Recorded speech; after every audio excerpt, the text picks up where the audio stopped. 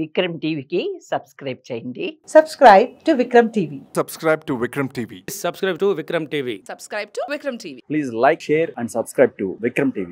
చాలా మంది పిల్లలు ఆన్లైన్కే ప్రిఫరెన్స్ ఎక్కువ ఇస్తున్నారు. ఆన్లైన్ ప్రిపరేషన్ చేసుకుంటే కనుక జాబ్ కొట్టే ఛాన్సెస్ ఉన్నాయా సార్? సో కరోనా సమయం తర్వాత చాలామంది ఆన్లైన్కి ఎక్కువ ప్రిఫరెన్స్ ఇవ్వడం జరుగుతుంది. అయితే ఆన్లైన్ వల్ల కొంచెం నష్టం ఉన్నది, కొంత ప్రాఫిట్ ఉందిగా చెప్పుకోవచ్చు. ఇక చూసినట్లయితే ఆఫ్లైన్ క్లాస్కి ఆన్లైన్ క్లాస్ కంటే డౌట్ ఉంటే అడగడం, లేదా టీచర్ యొక్క అట్రాక్టివ్ అనేది, క్లాస్ రూమ్ అట్మాస్ఫియర్ అనేది ఒక ఆఫ్లైన్కే చెందుతుంది. ఆన్లైన్ అనేది ఆరోగ్య సమస్యలు అంటే కంటి సమస్యలు కానీ తలనొప్పి సమస్యలు కానీ ఎక్కువ రావడం జరుగుతుంది.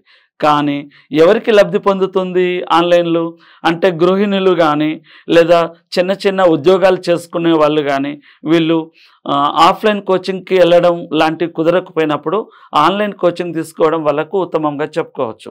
అంటే ఆన్లైన్ తీసుకోవడం వల్ల పూర్తిగా జాబ్ వస్తుందని చెప్పట్లేదు, ఎందుకంటే ఆన్లైన్లో పూర్తిగా అట్రాక్ట్ అయ్యే క్లాసెస్ ఉండవు.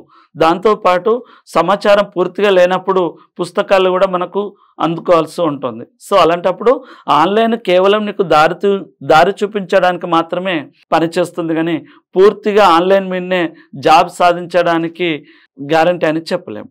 అంటే నోటిఫికేషన్ వచ్చిన తర్వాత మనకు 3 months టైం ఉంటుంది. ఆ 3 monthsలో ప్రిపేర్ అయిన వాళ్లకు జాబ్ రావడం సులభమేనా? చాలామంది ఏం చేస్తున్నారంటే చాలా సంవత్సరాల నుంచి ప్రిపేర్ అయ్యి కోచింగ్ వచ్చిన తర్వాత ఆ 3 నెలలు మాత్రమే కరెంట్ అఫైర్స్ కోసం కోచింగ్ తీసుకుంటున్నారు. అలాంటి వాళ్ళకైతే జాబ్ సాధించడానికి ఈజీ.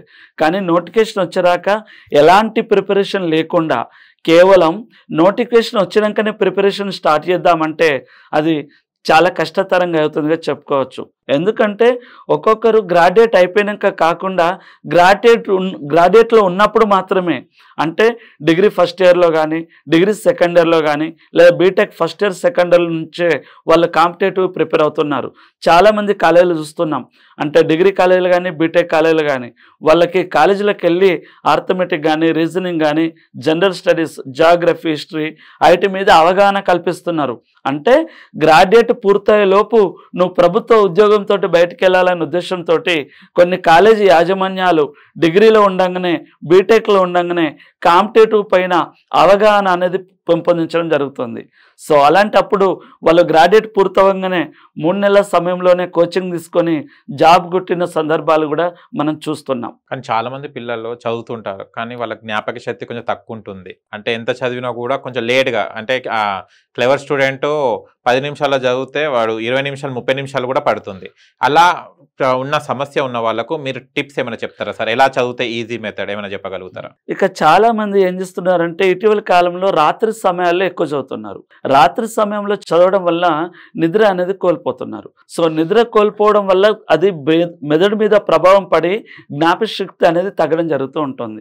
అంటే ప్రతి మనిషికి ఒక రోజు కనీసం 6 నుంచి 8 గంటల నిద్ర ఖచ్చితంగా ఉండాలి. అలా ఉన్నట్లయితే మెదడుకు తనకు విశ్రాంతి ఇవ్వడం వలన ఎక్కువ గుర్తుంచుకోవడానికి ఈజీగా ఉంటుంది.